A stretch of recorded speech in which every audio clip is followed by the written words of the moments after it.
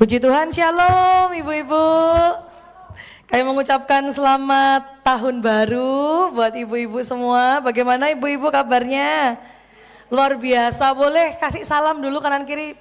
Selamat tahun baru, Tuhan memberkati ya. Puji Tuhan, kita sudah sampai di tahun 2026 ibu-ibu. Semua karena kemurahan Tuhan, amin. Semua karena berkat Tuhan, amin. Kita berikan tepuk tangan yang terbaik buat Tuhan kita, haleluya. Ibu-ibu, di tahun yang baru ini, di bulan Januari, kita tema besar yaitu mengenai hadirat Allah, mengenai kehadiran Allah dalam hidup kita. Nah, hari ini kita akan mempelajari bersama, kita akan melihat bersama mengenai Shekinah Glory.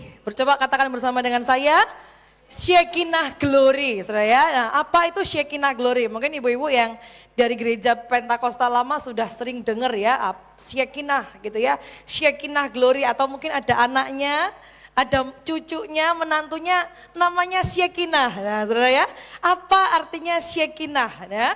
Kita hari ini akan mempelajari tentang Shekinah Glory atau kemuliaan Allah yang hadir.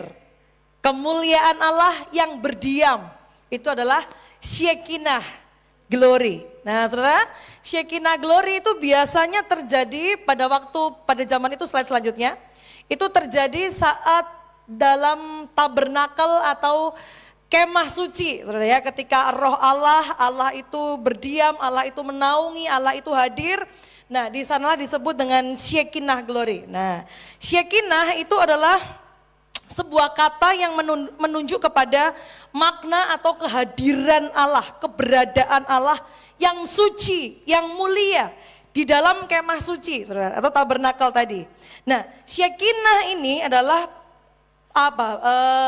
istilah dalam Yudaisme yang berarti kehadiran Allah atau kemuliaan Allah yang kelihatan, ya, yang bisa dilihat, yang bisa diindra, dirasakan oleh manusia.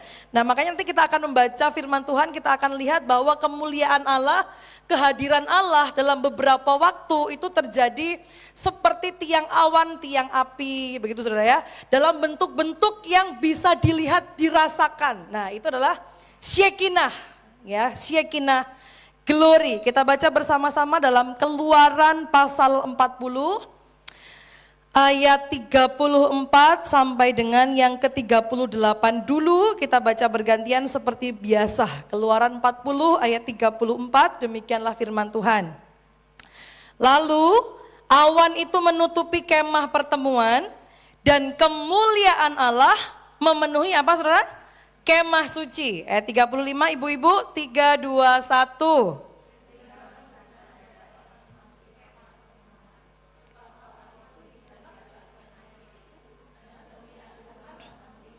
Nah, ini saudara, Shekinah. Kemuliaan Tuhan memenuhi kemah itu. Ayat 36, apabila awan itu naik, jadi pada yang pertama, bagian yang pertama ini nampaknya Shekinah itu nampak sebagai awan. Seperti awan ya saudara ya.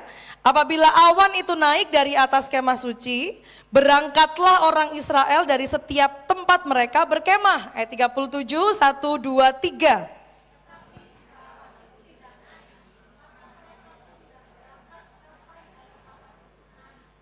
Ayat 38 kita baca bersama-sama, 3, 2, 1. Sebab awan Tuhan itu ada di atas kemah suci pada siang hari dan pada malam hari ada api di dalamnya. Di depan mata seluruh umat Israel pada setiap tempat mereka berkemah. Nah, saudara ya, ini bagian yang pertama. Nah, ini menunjukkan ketika Allah itu menaungi, Allah itu menguasai, Allah itu hadir dalam kemah suci sebagai awan. Nah, kalau malam hari ada api di dalamnya. Nah, itu menunjukkan kemuliaan Allah yang hadir.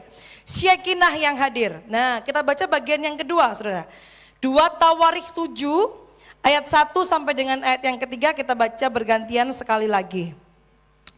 Setelah Salomo mengakhiri doanya, api pun turun dari langit memakan habis korban bakaran dan korban-korban sembelihan itu, dan kemuliaan Tuhan apa saudara? Memenuhi rumah itu. Ayat 2, 1, 2, 3.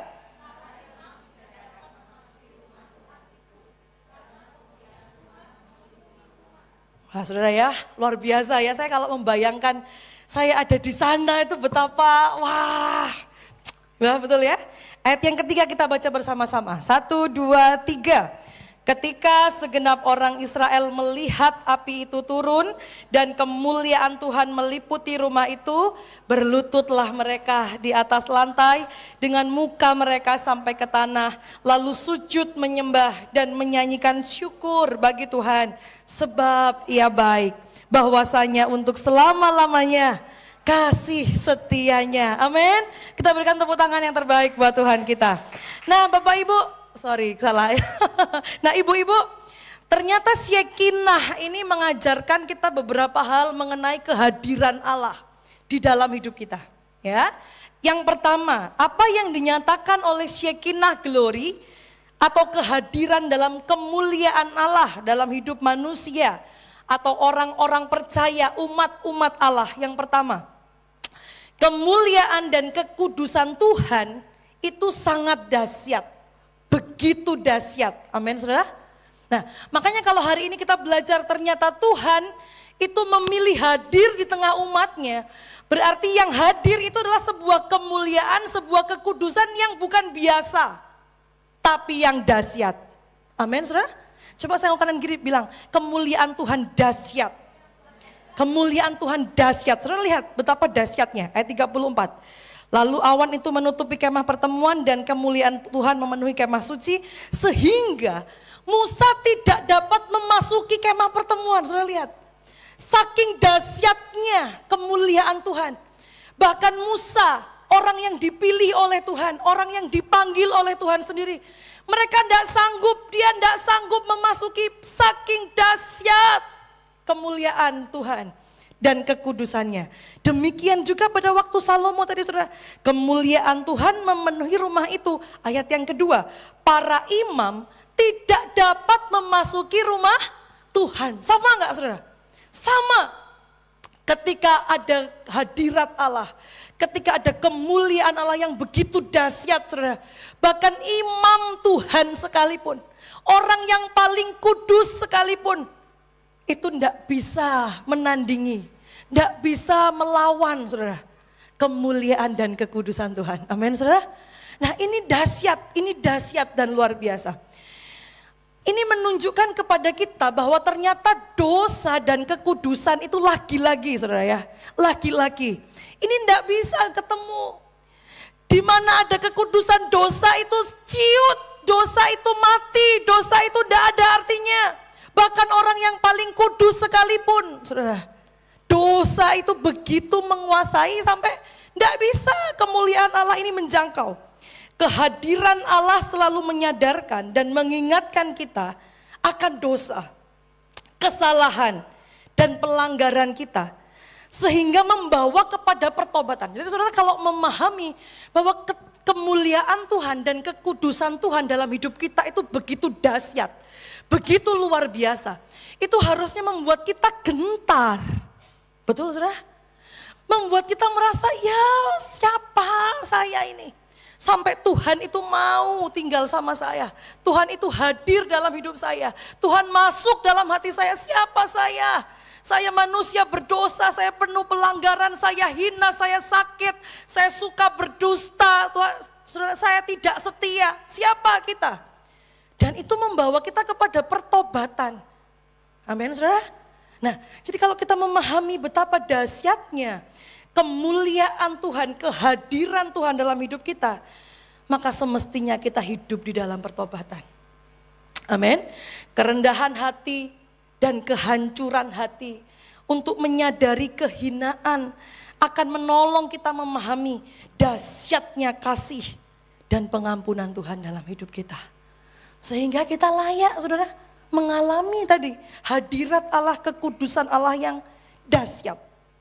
Kemuliaannya itu seharusnya mengaburkan dunia. Saudara ya, kalau kita pegang kamera ya ibu, mungkin anaknya ya. Anaknya mungkin yang jago fotografi ya Bu Sony ini ya. Anaknya kan jago fotografi, videografi gitu ya. Atau anak-anak muda zaman sekarang pasti pinter-pinter saudara pegang kamera. Nah kalau kamera kita sudah membidik satu gambar yang kita inginkan itu akan difokuskan. Betul ya? Kalau sudah difokuskan itu sebelah-sebelahnya gimana saudara? Kabur. Betul ya? HP kita aja bisa begitu kok. Kalau yang mode potret, nah itu ya. Fotonya kita jelas, yang di pinggir kita kabur. Nah seharusnya kalau kita menyadari kemuliaan kehadiran Allah itu begitu indah, begitu dahsyat, maka dunia itu kabur saudara. Fokus kita itu hanya kepada Tuhan. Yang lain itu burem, yang lain itu kabur, amin. Karena kita melihat kedahsyatan dan keindahan ini tidak ada tandingannya. Tidak ada yang dapat menandingi kemuliaan, keindahan, dan keagungan kehadirannya. Makanya saya suka sekali saudara ya, adalah satu lagu, kalau tidak salah ini lagunya Bapak Pendeta Erastus ya. Ya betul ya, ya chorusnya tuh bilang begini saudara.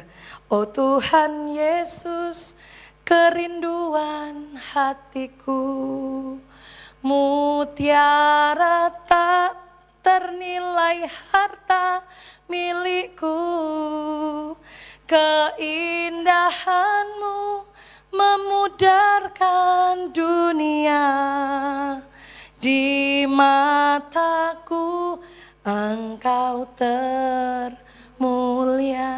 Sudah lihat?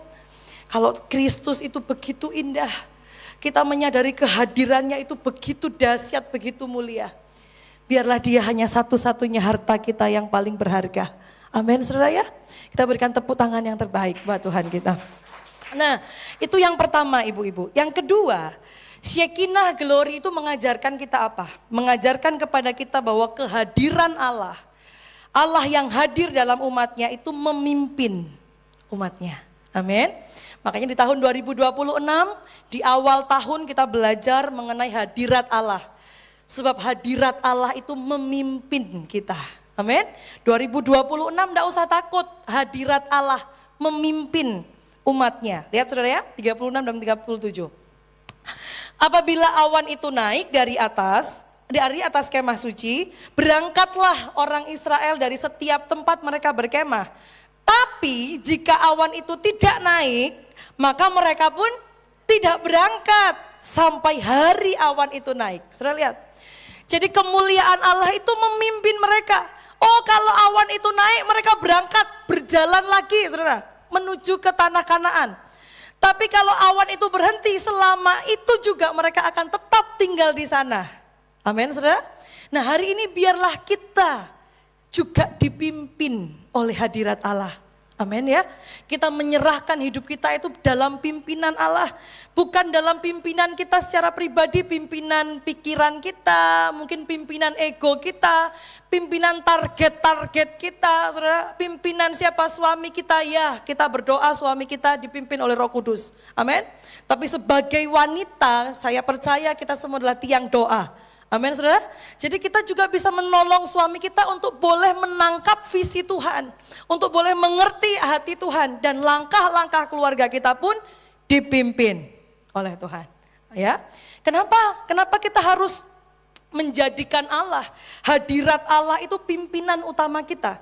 Sebab pimpinan Allah adalah satu-satunya pimpinan yang paling kita perlukan saudara.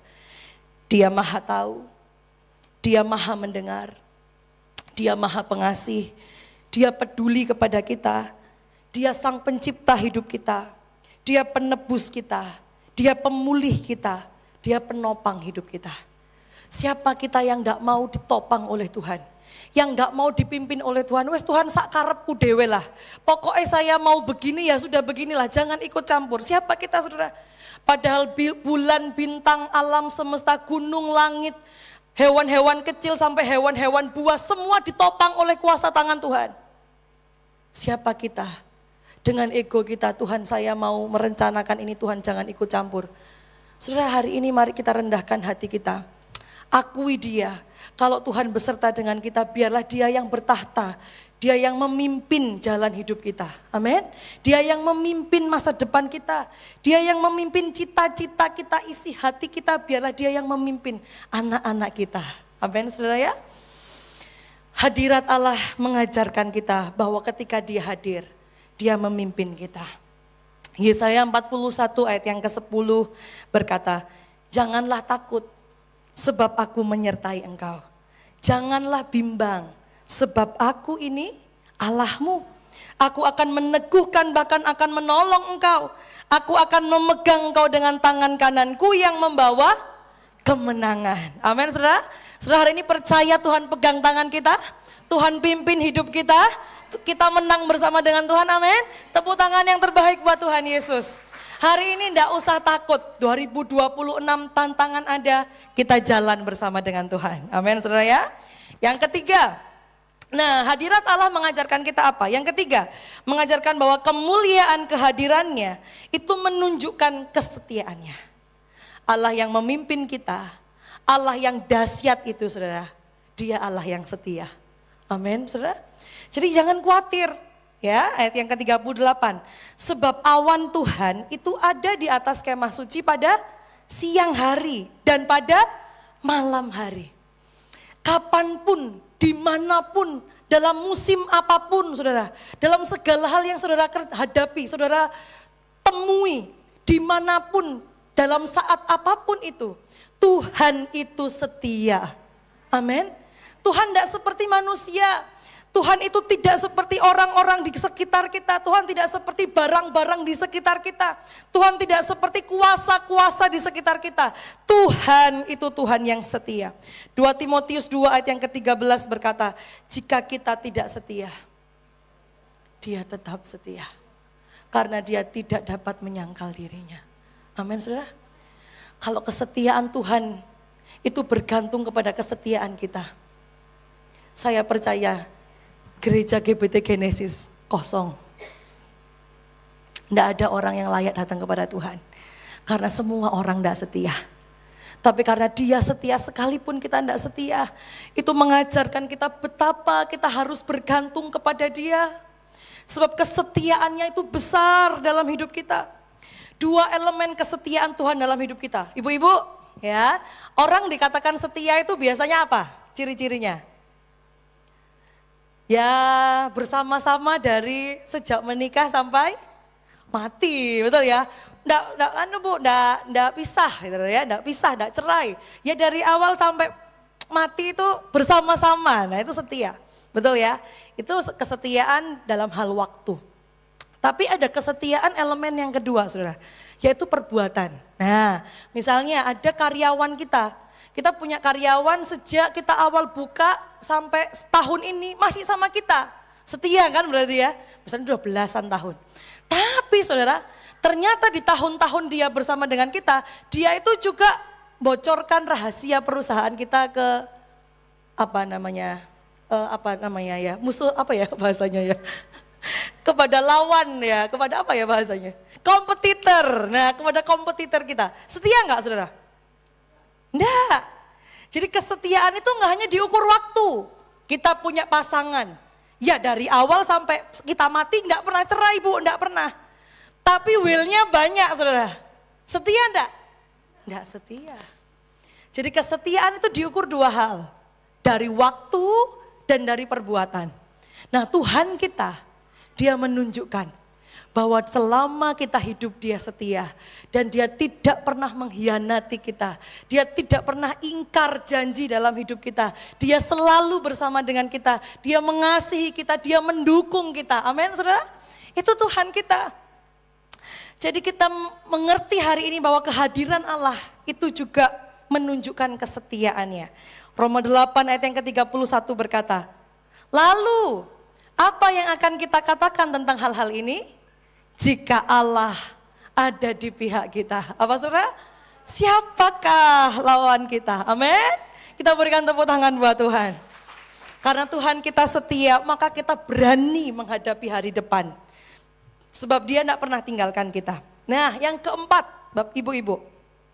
Shekinah Glory mengajarkan kepada kita bahwa kemuliaan kehadirannya itu membuat kita menyembah dan memuji dia saja. Amin.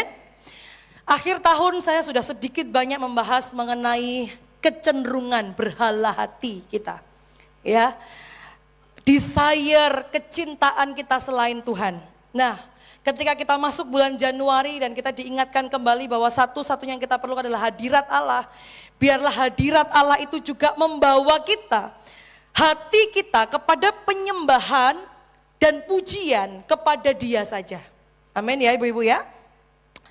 2 Tawarikh 7 ayat yang ketiga berkata begini, slide sebelumnya. Ketika segenap orang Israel melihat api itu turun dan kemuliaan Tuhan meliputi rumah itu, apa yang terjadi Bapak Ibu-ibu? Berlututlah mereka di atas lantai dengan muka mereka sampai ke tanah, lalu sujud menyembah dan menyanyikan syukur bagi Tuhan. Sebab Ia baik, bahwasanya untuk selama-lamanya kasih setianya. Amin. Jadi hari ini kalau kita menyadari ada Shekinah glory, Tuhan itu hadir bersama dengan kita, maka biarlah yang keluar dari mulut kita, dari hati kita, penyembahan hanya kepada Tuhan saja. Puji-pujian hanya kepada Tuhan saja. Ucapan syukur hanya kepada Tuhan saja. Saudara ya, tadi Bu Yen saksi tidak sempat ngomel, ya berarti bersyukur ya Bu Yen ya. Tidak sempat ngomel saudara ya, yang sempat puji Tuhan, nah seperti itu. Nah biarlah kalau kita sadar Tuhan beserta dengan kita, yang keluar dari hati dan mulut kita itu hanyalah puji-pujian buat Tuhan. Kemuliaan kehadiran Allah akan mengkalibrasi hati. Nah ini saudara ya, kalau kita menyadari bahwa Tuhan itu hadir, hati kita ini yang cenderung kemarin ya, yang cenderung mencari kenyamanan, yang cenderung mencari penerimaan orang lain, hati yang cenderung mencari kontrol, kuasa, power. Nah itu dikalibrasi saudara, dikalibrasi itu ditata ulang. Kalau jam saudara ya, atau alat ukur itu sudah mulai tidak cocok ya, saya punya alat timbangan sudah di rumah, itu sudah tidak cocok. Jadi kalau nimbang itu bisa lebih 2-3 kilo saudara ya. Buat yang gemuk ini rasa nelongso. Kalau buat yang kurus seneng. Nah itu harus dikalibrasi supaya ukurannya itu kembali normal, kembali seimbang, kembali lurus. Hati kita itu seperti itu. Hati kita itu gampang condong, betul nggak? Gampang condong kepada dunia saudara. Gampang condong kepada kekuasaan, gampang condong kepada kenyamanan, gampang condong kepada penerimaan manusia, gampang condong kepada pujian manusia. Nah itu harus dikalibrasi, harus diarahkan lagi supaya timbangan hati kita itu benar saudara. Ditata ulang. Nah yang bisa nata ulang itu apa? Hadirat Tuhan. Amin saudara. Menata ulang hati kita untuk menaruh segala kemuliaan, penyembahan, hormat dan pujian itu kepada Tuhan saja. Tidak ada yang layak menerima pujian selain daripada Dia saja. Tidak ada yang dapat kita banggakan di hadapannya, tidak ada. Kalau tidak saya, nah, saudara ya, itu sudah nggak ada lagi, tidak ada lagi. Ini gara-gara saya, ini tidak ada lagi saudara. DE ini pinter ini kalau tidak saya, ini tidak ada lagi saudara. Ya, keluarga ini kalau tidak ada saya dulu, ini tidak ada lagi saudara. Pokoknya sayanya ini sudah tidak ada lagi. Bagaimana caranya? Kalibrasi hati dalam hadirat Allah.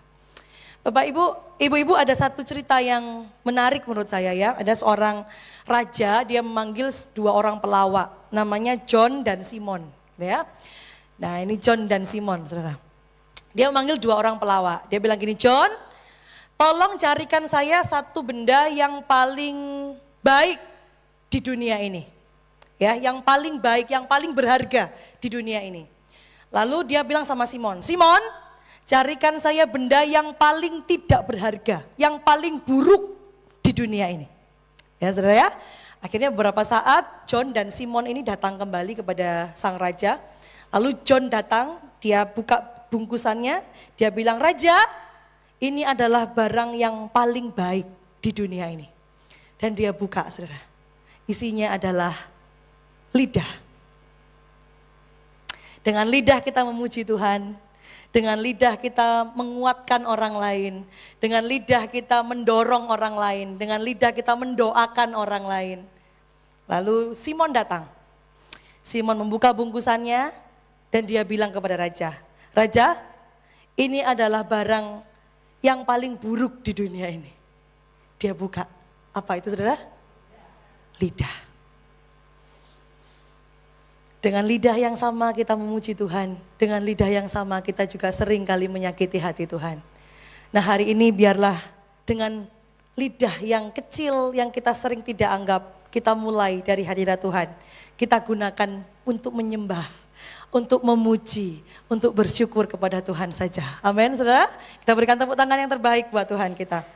Nah, secara cepat Bapak, Ibu-Ibu ya, bagaimana Shekinah Glory itu bisa terjadi? Jadi kalau kita melihat dua pasal tadi, Keluaran pasal 40 dan juga dua Tawarikh pasal yang ke-7, bagaimana kekudusan, bagaimana Shekinah Glory itu bisa terjadi?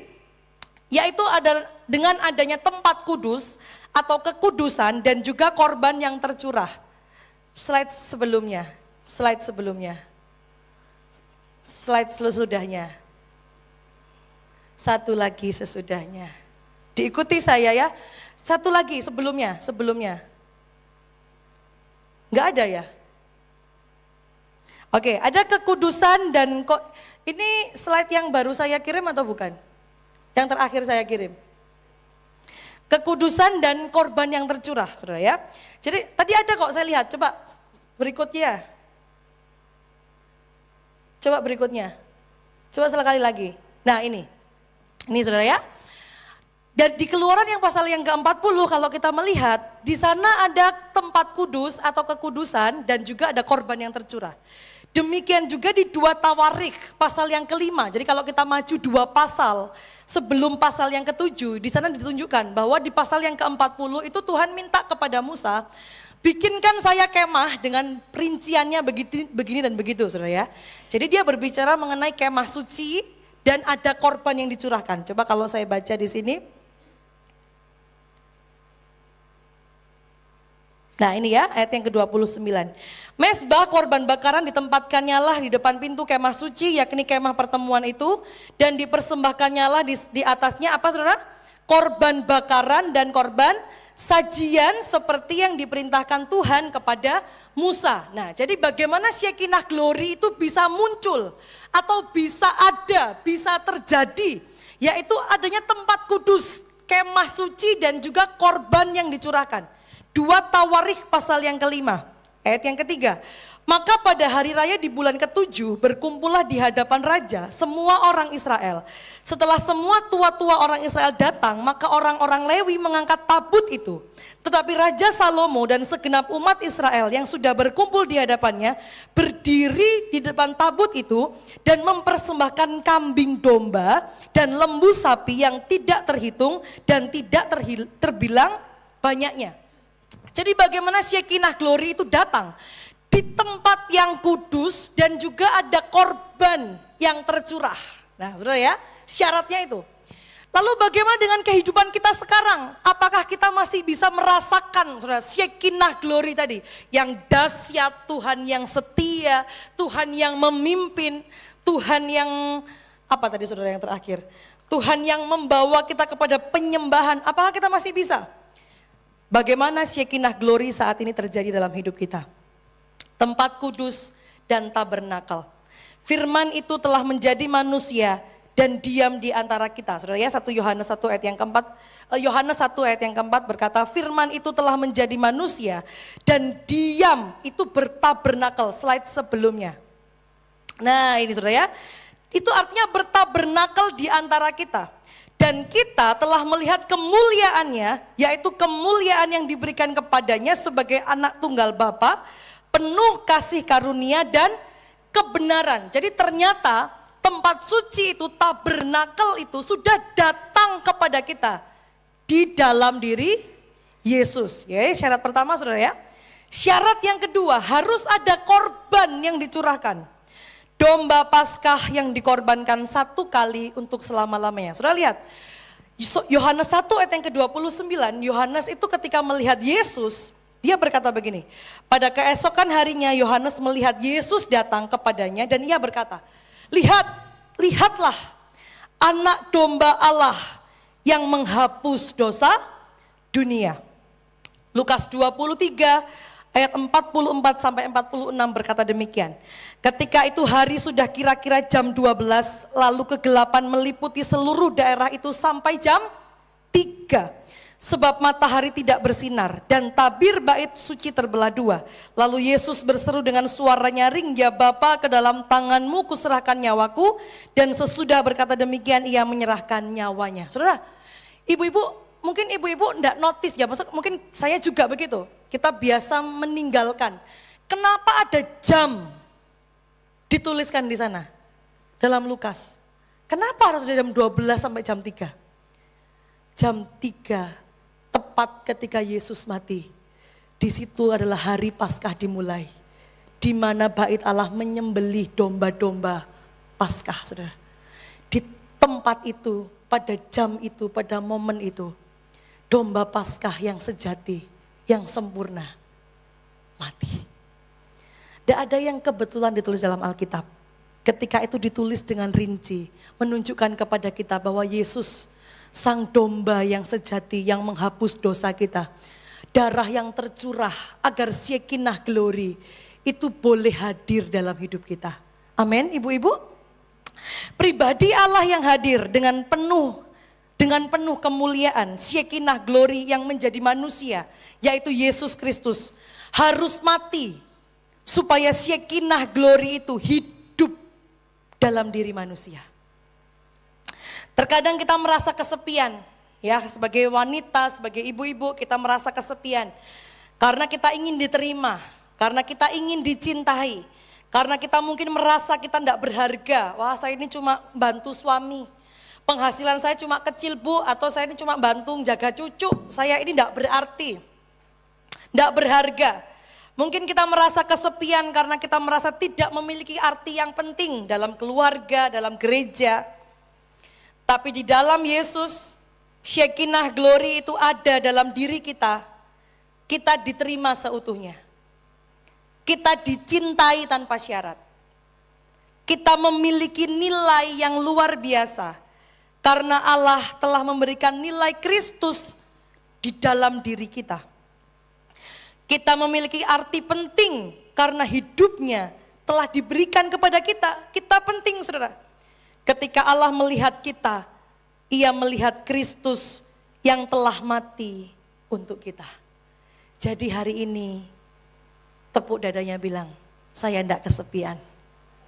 Saya dicintai, saya berharga, saya berarti, saya diterima. Amin. Nah, masalahnya ibu-ibu, kita biasa mengejar penerimaan, kita mengejar tadi saudara kecintaan, kita mengejar hal-hal yang kita inginkan tadi dengan apa yang fana. Kita bisa menggunakan uang, popularitas, penampilan, pekerjaan, prestasi apapun, dan kecenderungan dalam hidup kita ketika kita merasa kesepian, ya. Alih-alih mengisi jiwa kita dengan kebenaran Tuhan, kita mencari hal-hal duniawi. Dan apa yang akhirnya terjadi dalam hidup kita, sayangnya akhirnya mereka semua itu tidak pernah mencintai kita. Ya, coba kita lihat. Seringkali kita mencari kehadiran dan makna hidup dari orang dan hal yang lain.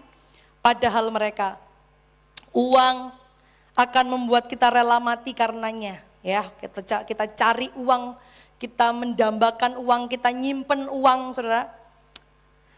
Tetapi uang itu tidak akan pernah mati untuk kita. Kita dapat mengorbankan segalanya untuk popularitas, ya. Yang penting saya nih terkenal, yang penting saya dihargai, yang penting saya itu dianggap. Kita dapat mati demi popularitas untuk menjadi yang teratas. Tetapi popularitas tidak akan mati untuk kita. Kita bisa memberikan seluruh hidup kita, diri kita untuk pekerjaan kita banting tulang. Kita bisa mati, jalani hidup penuh pengorbanan untuk pekerjaan kita. Meninggalkan keluarga kita, yang penting kerja.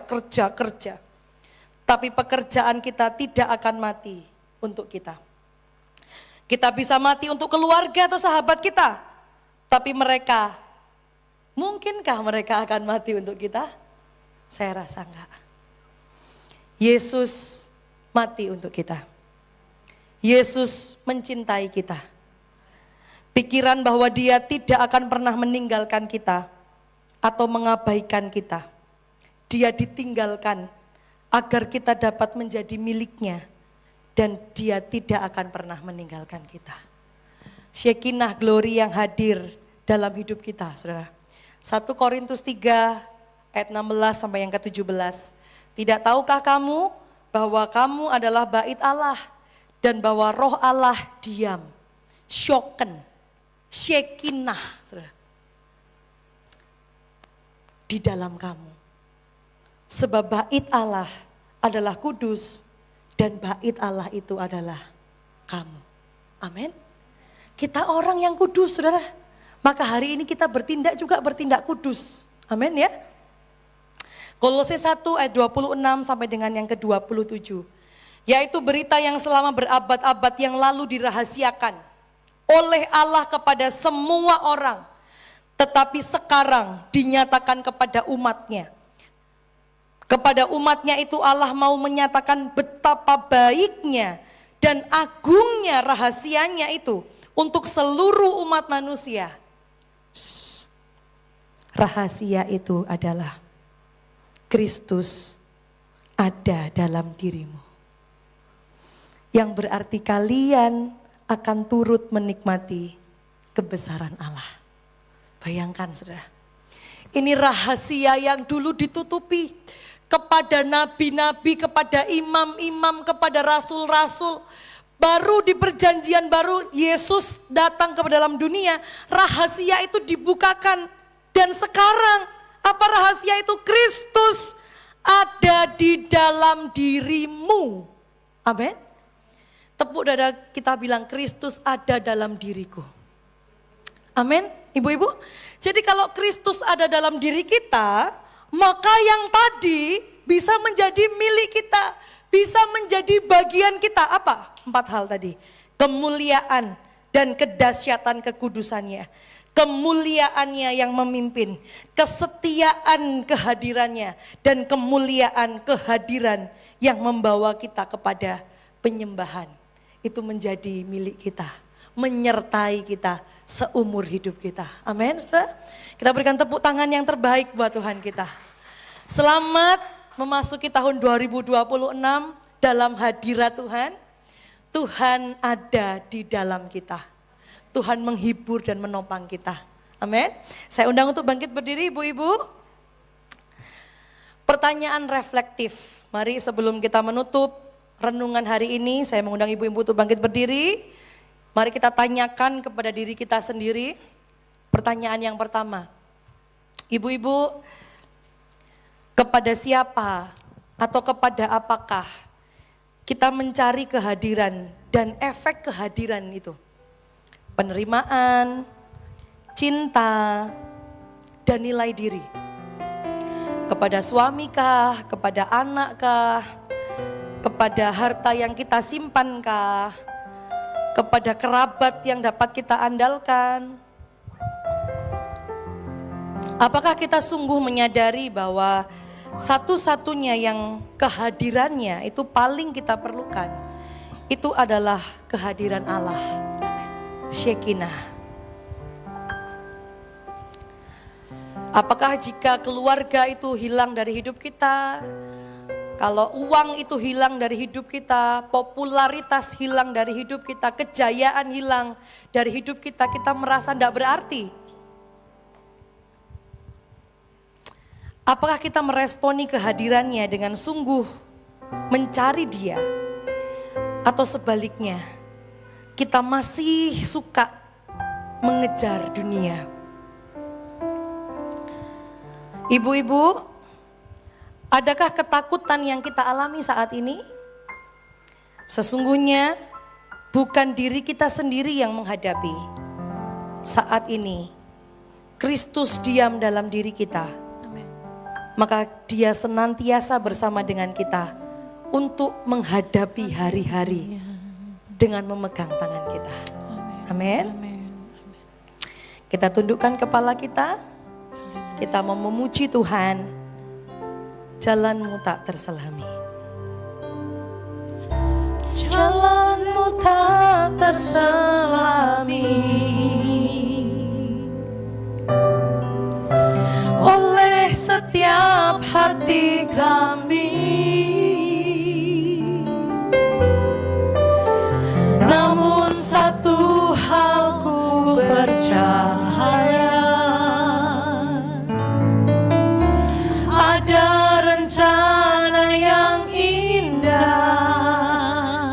terduga. Tiada terduga kasih-Mu, heran dan besar. Heran dan besar bagiku. Arti kehadiran-Mu selalu nyata di dalam hidupku. Penyertaan-Mu sempurna, rancangan-Mu penuh damai, aman dan sejahtera.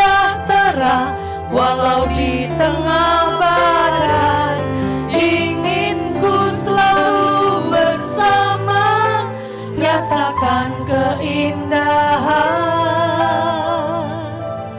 arti kehadiran-Mu Tuhan. Tepuk tangan yang terbaik buat Tuhan, kita pujikan dari awal jalan-Mu.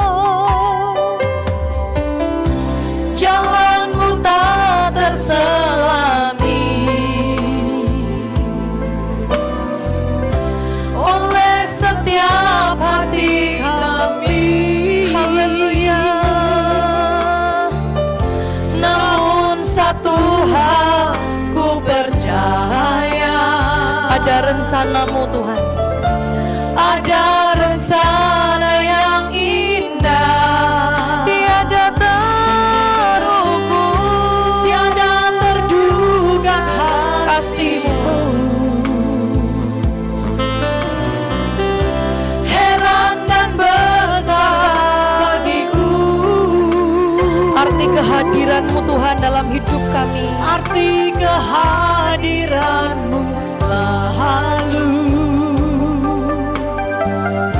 nyata di dalam hidupku. Angkat tangan kita nyatakan. Penyertaan-Mu sempurna, rancangan-Mu penuh damai, amin, aman dan sejahtera. Walau di tengah badai, ingin ku selalu bersama, rasakan keindahan arti kehadiran. Sekali lagi dengan iman. Penyertaan-Mu Tuhan, penyertaan-Mu sempurna, rancangan-Mu penuh damai, aman, aman dan sejahtera. Walau di tengah badai, ingin ku selalu bersama, rasakan keindahan arti kehadiran-Mu. Sekali lagi dengan iman kita nyatakan. Penyertaan-Mu sempurna, rancangan-Mu penuh damai, aman dan sejahtera. Walau di tengah badai, ingin ku selalu bersama, rasakan keindahan arti kehadiran-Mu Tuhan. Arti kehadiran, arti kehadiran-Mu Tuhan. Arti kehadiran. Dengan kasih Kristus, Ibu Anggi berdoa untuk firman Tuhan. Sembah Dia, haleluya.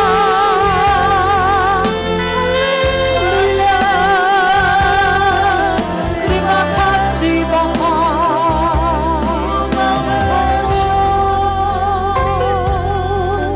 Haleluya. Bersyukur.